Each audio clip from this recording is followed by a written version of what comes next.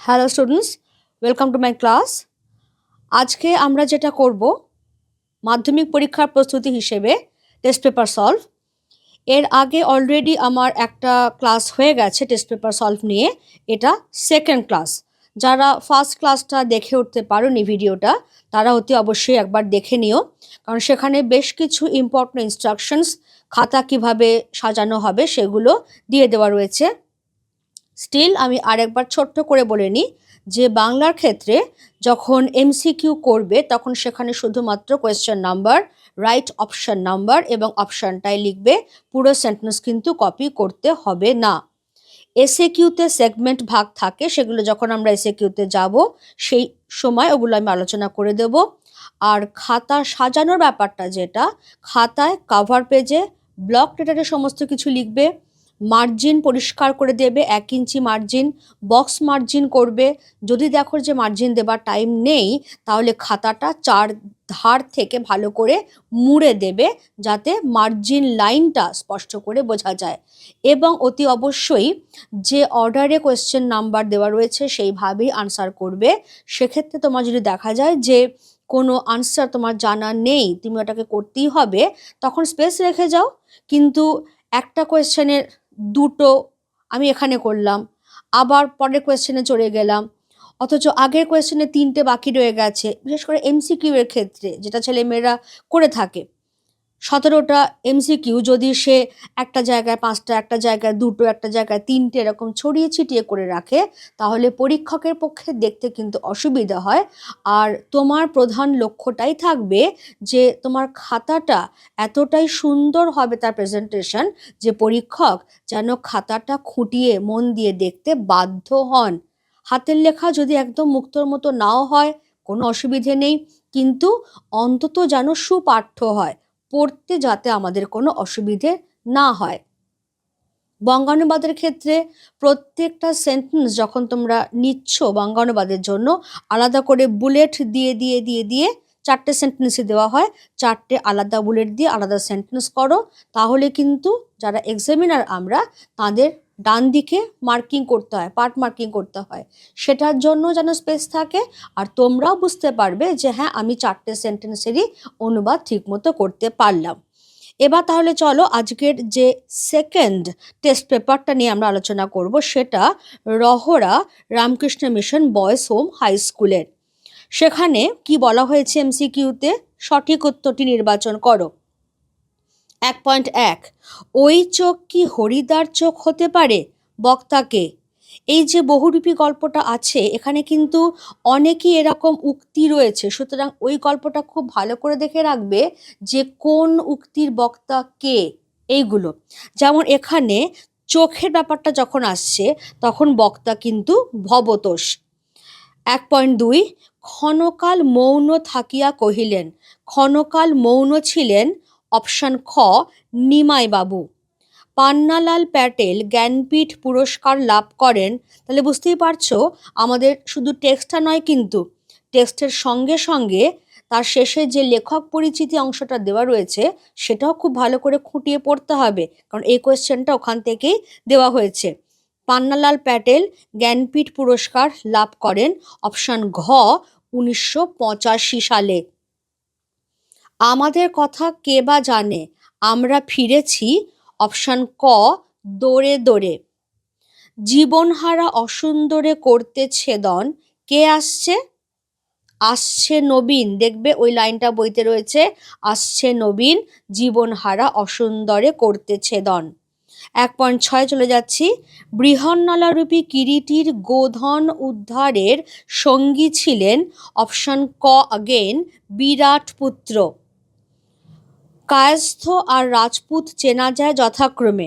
ওখানে একটা প্রবাদ বাক্যই ছিল, তোমাদের হয়তো খেয়াল আছে, কারণ এটা তোমাদের লাস্ট মিনিট প্রিপারেশন। কলমে কায়স্থ চিনি, গোঁফেতে রাজপুত। তাহলে কায়স্থ কিভাবে চেনা যাবে? কলমে। রাজপুত চেনা যাবে গোঁফে। তাহলে দেখো অপশন খ কলম আর গোঁফ যথাক্রম, মানে আমাকে কিন্তু অর্ডারটা মেনটেন করতে হচ্ছে। তাহলে অপশন খ কলম ও গোঁফে।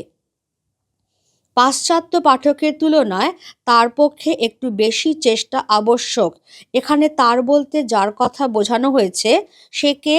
সে হচ্ছে অপশন ক, ইংরেজি না জানা পাঠক। নেক্সট হলো দেখো, অনেক ধরে ধরে টাইপরাইটারে লিখে গেছেন মাত্র একজন, তিনি হলেন অপশন খ, অন্নদাশঙ্কর রায়। এবারে গ্রামার থেকে আসছে, শুনি টঙ্কার তাহার পিনাকে।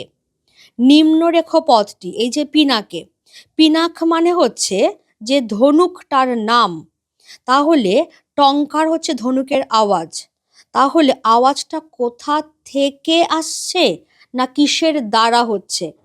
দুটোর মধ্যে কিন্তু একটা খুব ফাইন লাইন ডিফারেন্স রয়েছে। তাহলে আওয়াজটা কিসের দ্বারা নয়, আওয়াজটা কিসের থেকে, আর যখনই থেকে তখনই অপশন খ, অপাদান কারক। আমার আজ আর আপিস যাওয়া হলোই না, এখানে আমার হলো অনুক্ত কর্তা, কারণ আমিটা সরাসরি আসেনি, সেজন্য অনুক্ত কর্তা। ছন্নমতি, সমস্ত পদটির মানে সমাসবদ্ধ পদটির সমাসের নাম, সমাসের নাম হচ্ছে বহুব্রীহি সমাস, কারণ ছন্নমতি যার, এটা হচ্ছে ব্যাসবাক্য। এবার 1.13, অন্ন সুধার মতো, এখানে অন্ন ও সুধা হলো যথাক্রমে, তাহলে কাকে কার সঙ্গে তুলনা করা হয়েছে? অন্নকে তুলনা করা হয়েছে সুধার সঙ্গে, তাহলে অন্ন হচ্ছে উপমিত বা উপমেয়, সুধা হলো উপমান। দেখো অপশন কটা মিলছে এখানে, উপমেয় উপমান। 1.14, এই অন্তর্মহলে মানুষের যে মিলন সেই মিলনই সত্য মিলন। গঠন অনুসারে বাক্যটি, একটা বাক্য আরেকটা বাক্যের ওপর নির্ভরশীল হয়ে আছে অর্থ সম্পূর্ণতার জন্য। যদি এটা বুঝতে নাও পারো তাহলে পেয়ারটাকে চিনবে, এই যে আর সেই, এই পেয়ার যেখানেই থাকবে সেটাই হয়ে যাবে জটিল বাক্য। 1.15, এসো আমার দৈন্য মাঝে রাজার সাজে। অর্থগত দিক থেকে বাক্যটি হলো নির্দেশক মানে স্টেটমেন্ট, তাহলে প্রথমে বাদ চলে যাচ্ছে। শর্ত সাপেক্ষ মানে এটা না হলে ওটা হবে না, এটা হলে ওটা হবে, এরকম ব্যাপার, এটা বাদ চলে যাচ্ছে। পড়ে রইল অনুজ্ঞা আর প্রার্থনা। অনুজ্ঞার মধ্যে একটা অনুরোধ, আদেশ, উপদেশ এসবের ভাব থাকে। এই বাক্যটায় যতটা না অনুরোধ আছে তার থেকেও বেশি রয়েছে কিন্তু প্রার্থনা, সেই জন্য অপশন ক, এটা প্রার্থনা সূচক বাক্য অর্থের দিক থেকে।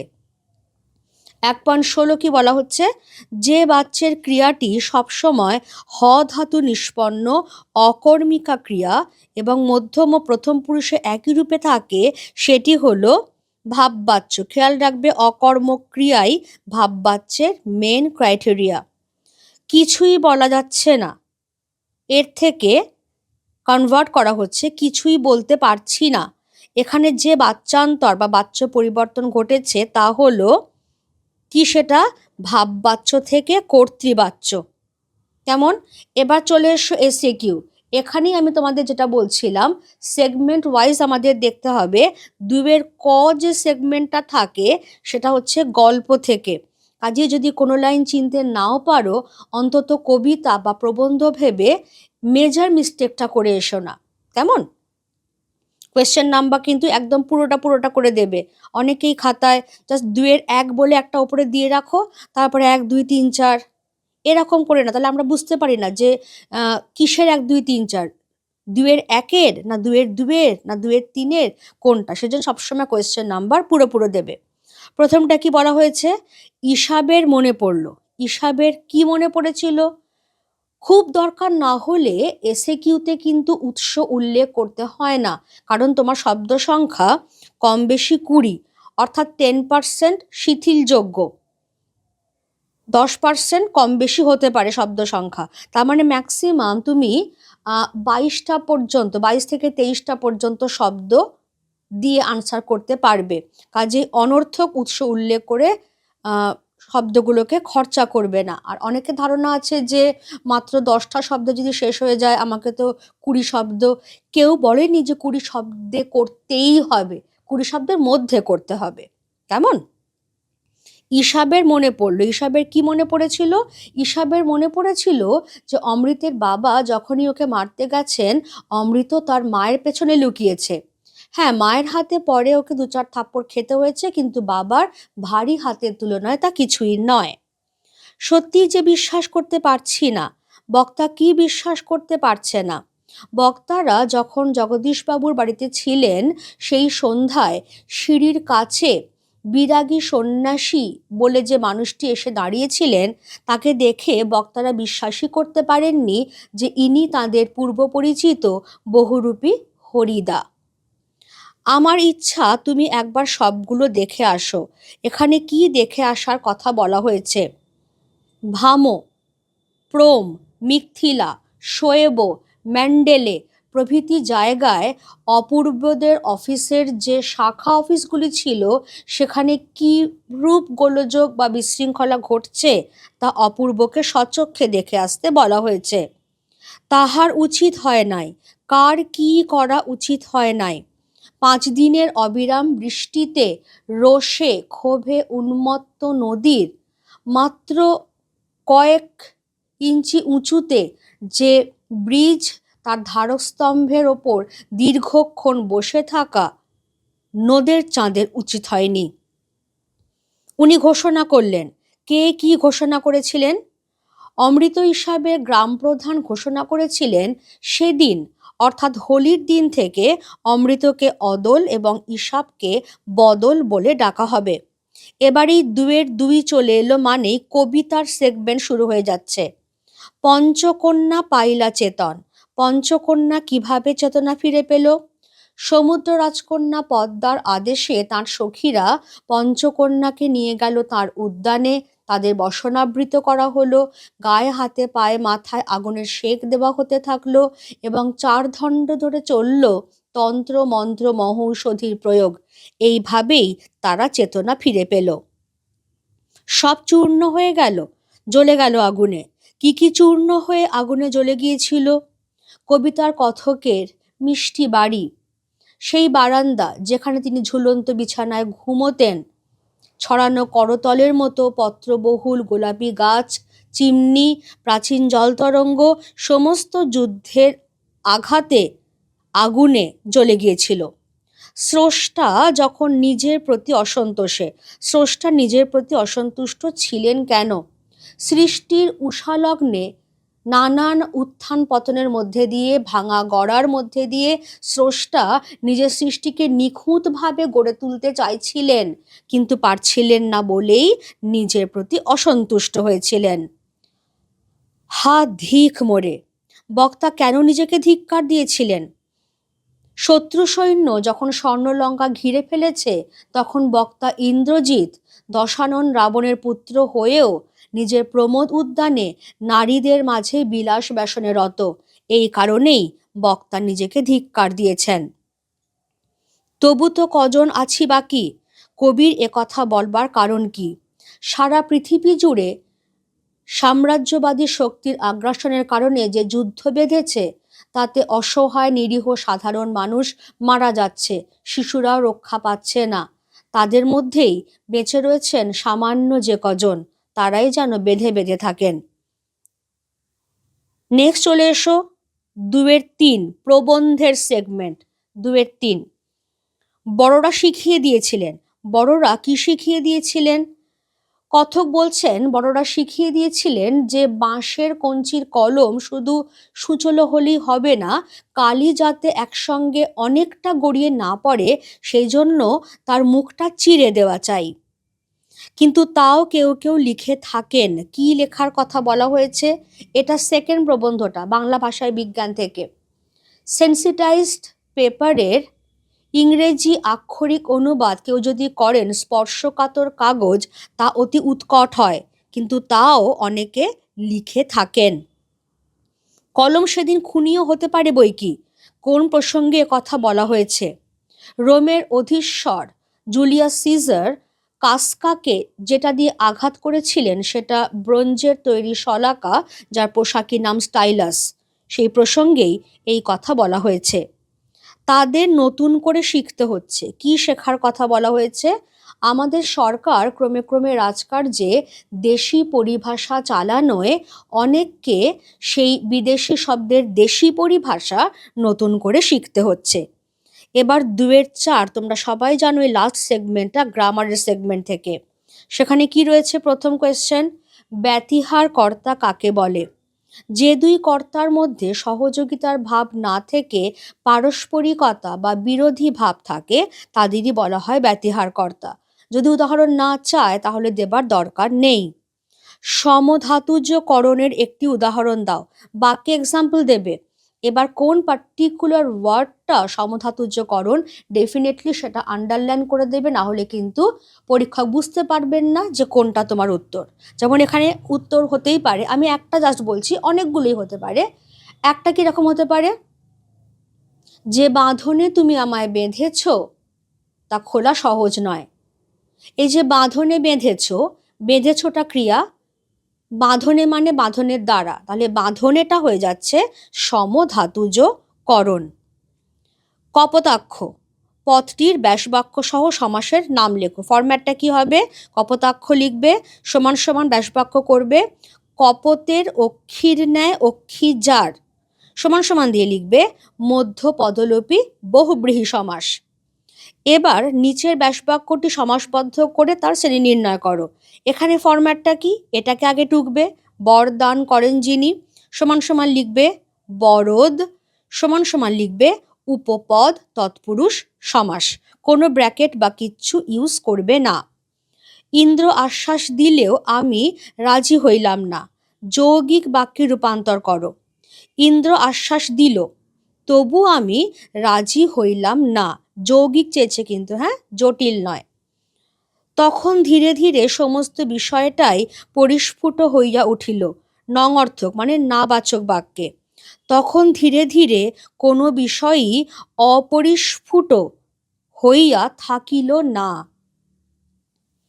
আপনারা এখন কি ভবানীপুরেই থাকেন? ভাববাচ্যে রূপান্তর করো। আপনাদের এখন কি ভবানীপুরেই থাকা হয়? কোয়েশ্চেন মার্ক দিতে ভুলবে না কিন্তু।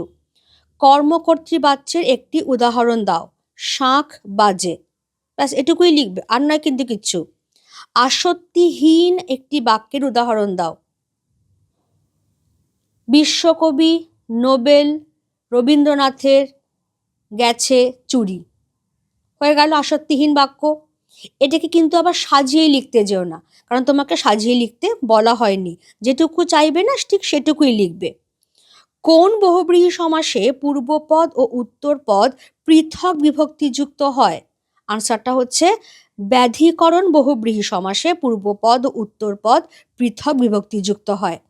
এমনভাবেই টেক্সট বইটা, গ্রামারটা সবটা আমরা পড়ে রাখবো যাতে এমসিকিউতে 17-17, এসএ কিউতে 19-19 ছাঁকা নম্বরটা আমাদের উঠে যায়। তাহলে কিন্তু একটা কোমরের জোর তৈরি হয়ে যাবে। কেমন? এবারে এসো 3 মার্কস অনওয়ার্ডস কোয়েশ্চেনে। 3 মার্কস অনওয়ার্ডস কোয়েশ্চেনে কিন্তু উৎস ম্যান্ডেটরি। এখানেও তাই। সেগমেন্ট 3-1 সেটা গল্পের সেগমেন্ট, দুটো থাকে, একটা লিখতে হয়। কই এ ঘটনা তো আগে বলেননি, কে কাকে কথা বলেছে? শরৎচন্দ্র চট্টোপাধ্যায়ের লেখা পথের দাবি উপন্যাসের অংশে রামদাস তলওয়ারকর কথা অপূর্বকে বলেছে। কোন ঘটনার কথা? 2 নম্বর আছে, ওই যে স্টেশনে যেখানে ফিরিঙ্গি যুবকেরা অপূর্বকে লাথি মেরেছিল, তার প্রতিকার চাইতে গেলে বিদেশি স্টেশন মাস্টার তাকে স্টেশন থেকে কুকুরের মতো দূর দূর করে তাড়িয়ে দিয়েছিল, এই পর্যন্ত আনবে। সেখানে যে হিন্দুস্থানিরা ছিল অপূর্বর অপমানে, তারা যে কোনো প্রতিবাদ করেনি, এইটা কিন্তু দরকার নেই, কারণ এই লাইনটা ঠিক তার আগেই শেষ হচ্ছে। এবার কি আসছে? এবার যেটা বলা হয়েছে, হঠাৎ ভয়ানক একটা উত্তেজনা অনুভব করে, বক্তার উত্তেজনার কারণ কি? আশাপূর্ণা দেবীর লেখা জ্ঞানচক্ষু গল্প থেকে নেওয়া হয়েছে। নতুন লেখক মেশোকে দেখে তপন অনুপ্রাণিত হয়ে 3তলা সিঁড়িতে বসে একদিন দুপুরবেলা একটা গল্প লিখে ফেলে। যখন সে সেটাকে পড়ে তখন সত্যিই তার গল্পের মতো লাগে, একটা ভয়ানক আনন্দ, রোমাঞ্চ, শিহরণ সে অনুভব করে। এটাই হচ্ছে সেই উত্তরটা। আমি পয়েন্টস বলে দিলাম তোমাদের। উত্তেজিত হয়ে বক্তা কি করেছিল? 1 নম্বর রয়েছে, উত্তেজিত হয়ে বক্তা তপন সে দুধদার করে নিচে নেমে এসে ছোট মাসিকে বলে বসেছিল যে সে একটা গল্প লিখে ফেলেছে। হয়ে গেল। এবার কবিতার সেগমেন্টে চলে এসো। 3-2 মানেই কবিতার সেগমেন্ট। সেখানে কি বলা হচ্ছে? সেখানে বলা হচ্ছে তারা আর স্বপ্ন দেখতে পারল না। তারা বলতে কাদের কথা বলা হয়েছে? 1000 বছর ধরে যে শান্ত হলুদ দেবতারা ধ্যানমগ্ন হয়েছিলেন তাদের কথাই এখানে বলা হয়েছে। ডেফিনেটলি উৎস উল্লেখ করবে পাবলো নেরুদার লেখা অসুখী একজন কবিতায়। কেমন? তারা স্বপ্ন দেখতে পারল না কেন?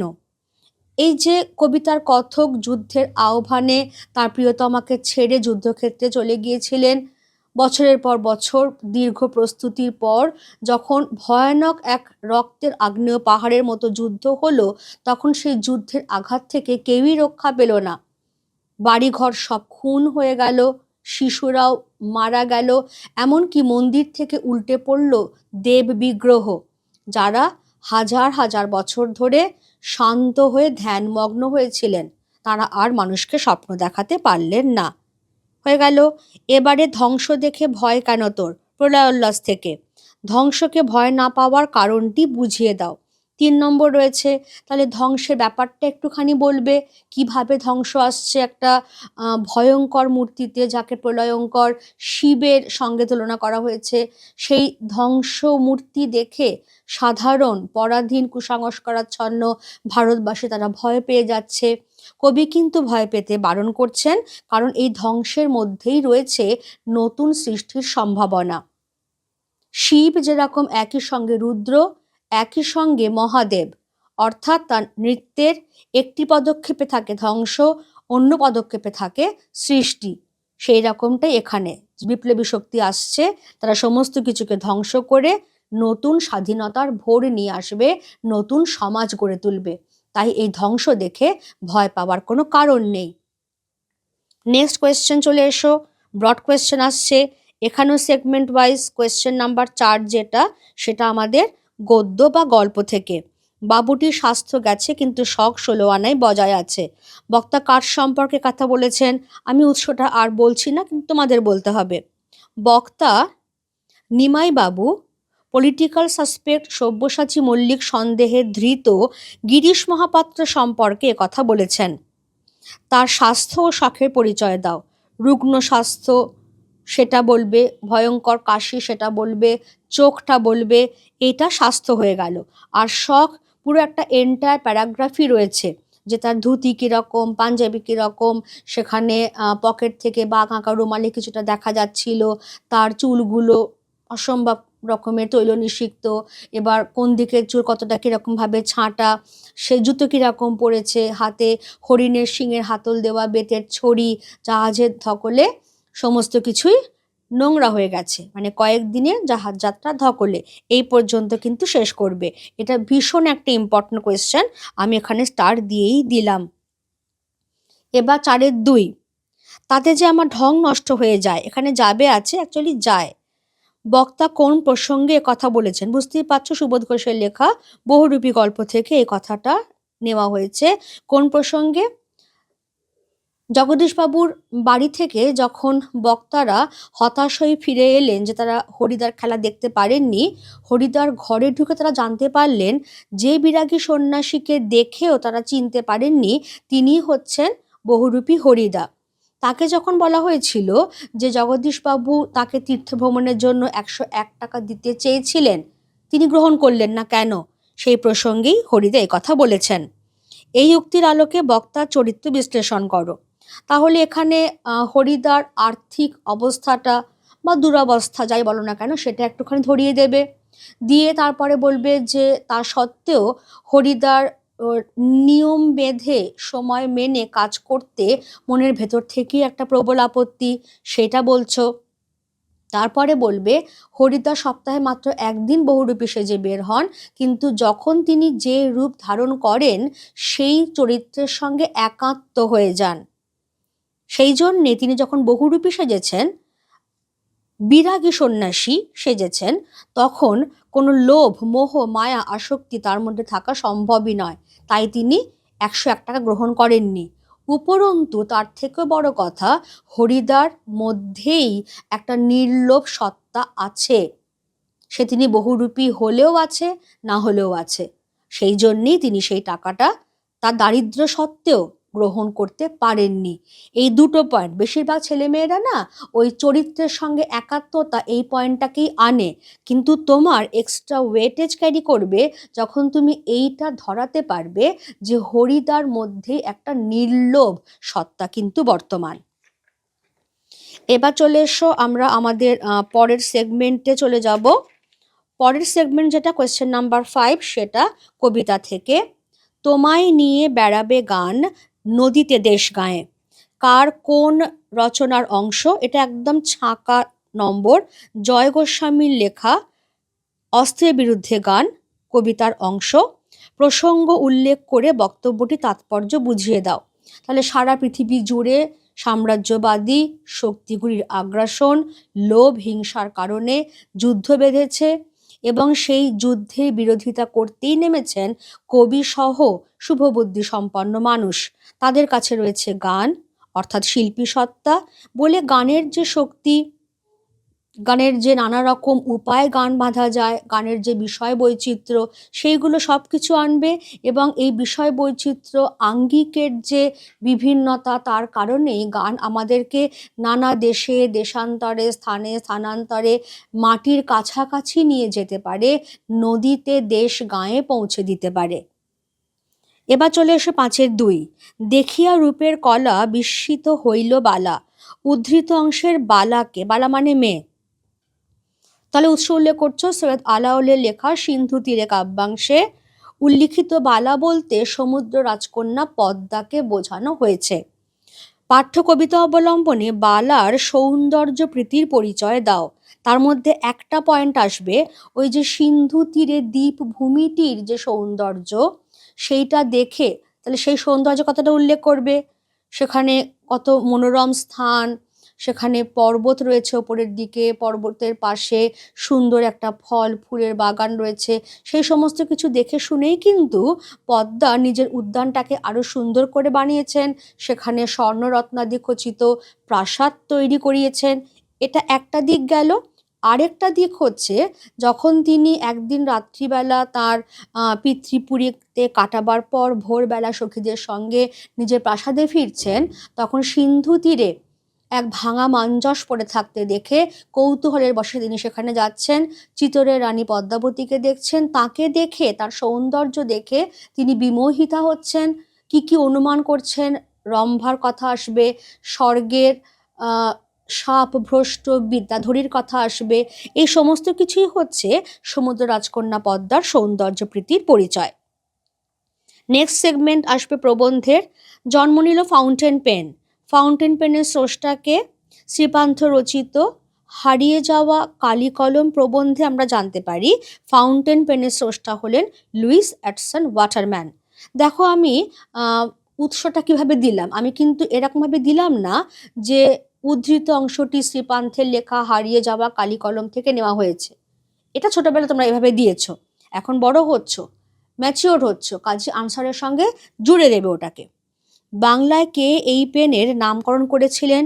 বাংলায় সম্ভবত রবীন্দ্রনাথ ঠাকুর এই পেনের নামকরণ করেছিলেন। ফাউন্টেন পেনের জন্মবৃত্তান্তটি সংক্ষেপে লেখো। এখানে স্টার বসাচ্ছি, ভীষণ ইম্পর্ট্যান্ট একটা কোয়েশ্চেন।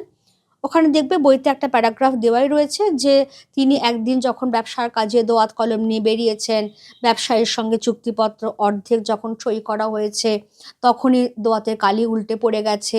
তিনি নতুন করে কালি ভরে যখনই আনতে গেছেন, ফিরে এসে দেখছেন আর একজন অতি তৎপর ব্যবসায়ী ইতিমধ্যেই সইসাবত সেরে চলে গেছেন। খুবই দুঃখিত হয়েছেন, ক্ষুব্ধ হয়েছেন ওয়াটারম্যান এবং মনে মনে সংকল্প করেছেন এর একটা বিহিত করতেই হবে। তারই ফলশ্রুতি হচ্ছে ফাউন্টেন পেনের জন্ম। বাংলা ভাষায় বিজ্ঞান রচনায় প্রাবন্ধিক বাংলা ভাষায় বিজ্ঞান চর্চার ক্ষেত্রে যেসব অসুবিধের কথা বলেছেন আলোচনা করো। একটু দেখে নাও কি কি অসুবিধের কথা বলেছেন তিনি। যেগুলো আসবে আমাদের সেগুলো হচ্ছে, প্রথমেই পরিভাষার কথা। বাংলায় পারিভাষিক শব্দ প্রচুর নেই, তোমাকে শুধু বাধাগুলোর কথাই বলতে হবে। এইটা নেক্সট হচ্ছে এদেশের জনসাধারণের বৈজ্ঞানিক জ্ঞান নগণ্য, যেরকম পাশ্চাত্য দেশের মানুষের বৈজ্ঞানিক জ্ঞান যথেষ্টই রয়েছে। নেক্সট, বিজ্ঞান আলোচনার জন্য যে রচনা পদ্ধতি আবশ্যক তা অনেক লেখক এখনও আয়ত্ত করে উঠতে পারেননি। অনেক জায়গায় তাদের ভাষা আড়ষ্ট, ইংরেজির আক্ষরিক অনুবাদ এটসেট্রা। নেক্সট পয়েন্ট আসবে, অনেক লেখক তাদের বক্তব্য ইংরেজিতে ভাবেন, যথাযথ বাংলা অনুবাদে প্রকাশ করবার চেষ্টা করেন বলে রচনা উৎকট হয়ে যায়।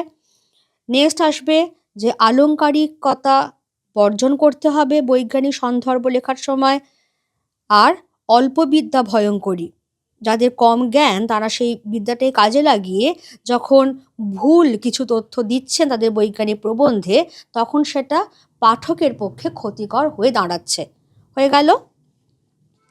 এবার তাহলে চলে এসো, আমরা পরের সেগমেন্টে চলে যাচ্ছি 7 নম্বরে, সিরাজউদ্দৌলা থেকে।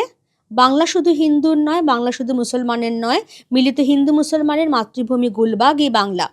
উদ্ধৃতাংশটির আলোকে বক্তা, বক্তা মানে বুঝতেই পারছো সিরাজউদ্দৌলা নিজে, ফলে উৎস এখানে হবে শচীন্দ্রনাথ সেনগুপ্তের লেখা সিরাজউদ্দৌলা নাট্যাংশে বক্তা বাংলার শেষ স্বাধীন নবাব সিরাজউদ্দৌলা। তার দেশপ্রেম উল্লেখ করবে, তার সাম্প্রদায়িক সম্প্রীতির কথা উল্লেখ করবে, যে তিনি সবার সঙ্গে মিলে মিশে তিনি যখন জানছেনও যে তার সভাসদরা তার বিরোধিতা করছেন, তার দরবারে বসে ইংরেজ ইস্ট ইন্ডিয়া কোম্পানির প্রতিনিধি ওয়াটস চিঠি চালাচালি করছে ওয়াটসনের সঙ্গে, তা সত্ত্বেও তিনি কিন্তু ওয়াটসকে তাড়িয়ে দিচ্ছেন, তাকে তোপের মুখে উড়িয়ে দিচ্ছেন না। দেশকে ভালোবেসে তার সভাসদদের তিনি ক্ষমা করছেন, সবাইকে নিয়ে একসঙ্গে চলতে চাইছেন, এমনকি নিজেও তিনি বিচারের সম্মুখীন হতে চাইছেন পলাশীর যুদ্ধ জয়ের পর। বাংলার ভাগ্যাকাশে আজ দুর্যোগের ঘন ঘটা, বক্তাকে সিরাজউদ্দৌলা। বক্তার এমন উক্তির কারণ কি? এই যে চক্রান্ত চলেছে ইস্ট ইন্ডিয়া কোম্পানির সঙ্গে, সেই জায়গাটা তোমাকে আনতে হবে যে তারা কিভাবে ফরাসিদের বাণিজ্য ঘাঁটি চন্দননগর দখল করে নিয়েছে, কিভাবে তারা কাশিম বাজার অভিমুখে অভিযান করছে, ধীরে ধীরে তারা মুর্শিদাবাদের দিকেও আসছে। এই জায়গাটা তোমাকে কিন্তু আনতে হচ্ছে। এবার কোনির সেগমেন্ট, 3টে কোয়েশ্চেন থাকে, 2টো লিখতে হয়। সাঁতারু অনেক বড় সেনাপতির থেকে, উক্তিটি কার? ক্ষিতিশ সিংহের। এখানে উল্লেখ করবে মতি নন্দীর লেখা। কোনি অনু উপন্যাসে দেখা যায়, কারণ কোনি বড় গল্পও নয়, কোনি ছোট গল্পও নয়, কোনি উপন্যাসও নয়, কোনি অনু উপন্যাস, ছোট আকৃতির উপন্যাস। উক্তিটি ক্ষিতিশ সিংহের। তাৎপর্য চাওয়া হয়েছে, সেনাপতি যখন যুদ্ধ জয় করে আসে তখন সে অনেক পুরস্কারে সম্মানিত হয়, অনেক পদক তাকে দেওয়া হয়, তার দেশপ্রেমের গুণগান চারিদিকে প্রচারিত হয়। কিন্তু একজন সাঁতারু, সেও যখন কোনো খেলায় জয়ী হয় তখন দুর্ভাগ্য এটাই যে দেশ তাকে সেই অনুপাতে সম্মানটা দেয় না কিন্তু। ফলে অনেকেই আর খেলাধুলোর জগতে, বিশেষ করে সাঁতারের জগতে প্রবেশ করতে পারে না। এইটাকে ধরে রেখে তোমাকে মেন আনসারটা গোছাতে হবে। এবার কোনি উপন্যাসে বিষ্ণুধরের চারিত্রিক বৈশিষ্ট্য উল্লেখ করো। মানুষটা খুব সহজ সরল, খুব সৎ, সত্যবাদী, ক্ষিতিশ সিংহের ওপরে তার বক্তৃতার জন্য তিনি পুরোপুরি নির্ভরশীল, তার উচ্চাকাঙ্ক্ষা রয়েছে কারণ তিনি রাজনৈতিক দলে যোগ দিতে চাইছেন, এই সমস্ত দিকগুলো আসবে। কিন্তু তার মধ্যে কোনো রকম জটিলতা, কোনো রকম হিংস্রতা বা কোনো রকম যে নোংরা রাজনীতি, এই বিষয়গুলো কিন্তু নেই। বরাবর তিনি ক্ষিতিশ সিংহকে এবং কোনিকে উৎসাহ দিয়ে গেছেন। ক্ষিতিশ সিংহ যেরকম কোনির বড় হবার পেছনে একটা বড় অবদানের দাবিদার, তেমনি বিষ্ণুধরও কিন্তু আড়ালে থেকে সমানে সহযোগিতা করে গেছেন, এটা আমাদের মনে রাখতে হবে। এই মুহূর্তে সে বুঝলো তার মাথা থেকে মুকুট তুলে নিয়েছে হিয়া। কার কথা বলা হয়েছে? বুঝতেই পারছো, অমিয়ার কথা। সে কিভাবে এই উপলব্ধিতে উপনীত হলো তা বুঝিয়ে দাও। এখানে ওই মাদ্রাজের চিপকে যে জাতীয় চ্যাম্পিয়নশিপটা হয়েছিল, সেই জায়গাটা যেখানে অমিয়া হারছে আর হিয়া একটার পর একটা চ্যাম্পিয়নশিপ জিতে নিচ্ছে এবং তাকে ঘিরে মেয়েদের দল উল্লাস করছে, আনন্দ করছে, ওই জায়গাগুলো কেমন। এবারে চলিত বাংলায় অনুবাদ করো। এমনভাবে অনুবাদ করবে, আক্ষরিক অনুবাদ কখনোই হবে না যে একদম ওয়ার্ড টু ওয়ার্ড, ভাবানুবাদ হবে। ডেফিনেটলি তাতে যেন মূল অংশটার অনুসরণ থাকে। Once a soldier was made a prisoner of war. একবার এক সৈনিক যুদ্ধবন্দী হয়েছিলেন। After a few years, the war ended and he was released. কিছু বছর পরে যুদ্ধ শেষ হলো এবং তাকে মুক্তি দেওয়া হলো। One day, while he was walking near a market, he saw a bird seller with a cage full of birds for sale. একদিন তিনি যখন বাজারের পাশ দিয়ে হাঁটছিলেন, তিনি বিক্রির জন্য এক খাঁচা ভর্তি পাখি নিয়ে একজন পাখি বিক্রেতাকে দেখলেন। The soldier bought the cage and then set all the birds free one by one. সৈনিকটি খাঁচাটি কিনে নিলেন এবং তারপর পাখিগুলিকে একটার পর একটা মুক্তি দিলেন। When the people around asked him about his strange behavior, he replied, I know the agony of captivity. যখন তার আশেপাশের লোকজন তার এই অদ্ভুত আচরণের কারণ জিজ্ঞাসা করলেন, তিনি উত্তর দিলেন, বন্দিত্বের যন্ত্রণা কি তা আমি জানি। ব্যাস হয়ে গেল তোমার আনসার। এবার প্রতিবেদন না সংলাপ কি করবে সেটা নিশ্চয়ই ঠিক করে নিয়েছো। ফরম্যাট যেন ঠিক থাকে, যখন প্রতিবেদন লিখছো শিরোনাম লিখবে, তারপরে নিজস্ব সংবাদদাতা, জায়গা, তারিখ উল্লেখ করবে, 3টে প্যারাগ্রাফে প্রতিবেদন ভাগ করবে। অবশ্যই যেন কন্টেন্ট তোমার যা টপিক দেওয়া হয়েছে তার সঙ্গে সম্পর্কিত হয়। আর যখন সংলাপ লিখছো তখন 2 বন্ধুর মধ্যে সংলাপ, অন্ততপক্ষে দুজনের 6টা থেকে 7টা করে সংলাপ দেবে, কিন্তু hi, hello, tata, bye bye এ সমস্ত অপ্রাসঙ্গিক কথা বাদ দেওয়াই ভালো। প্রবন্ধের ক্ষেত্রেও খেয়াল করবে 400 শব্দের মধ্যে প্রবন্ধ যখন হচ্ছে তখন শিরোনাম দেবে এবং প্রত্যেকটা প্যারাগ্রাফ ওয়াইজ ভাগ করবে, কারণ প্রবন্ধ কিন্তু অনুচ্ছেদ নয়। আর প্রত্যেকটা প্যারাগ্রাফের একটা করে সাবহেডিং বা উপশিরোনাম দেবে। কালির ব্যবহার পাল্টাবে, ব্লু ব্ল্যাকের মধ্যে কালি রাখবে। বড় কোয়েশ্চেনের ক্ষেত্রেও বলছি, যখন কিছু কিছু কি ফ্যাক্টর বা কি ওয়ার্ডস যখন দিচ্ছ তখন সেগুলোকে আলাদা কালিতে আন্ডারলাইন করে দেবে। কেমন? এই তাহলে আজকের আমাদের আলোচনা এখানেই আমি শেষ করলাম। প্রথম ক্লাসের ভিডিওটা একবার দেখে নিও, সেকেন্ড ক্লাসটাও আমি করিয়ে দিলাম, ভালো করে দেখে নিও। আর তোমরা ইতিমধ্যে নিশ্চয়ই অন্যান্য পেপার সলভ করছো। যদি কারোর কোনো জায়গায় আটকে যায় বা ডাউট থাকে আমাকে কমেন্ট বক্সে ডেফিনেটলি জানিও, আমি সবসময় তোমাদের পাশে আছি। Thank you everybody.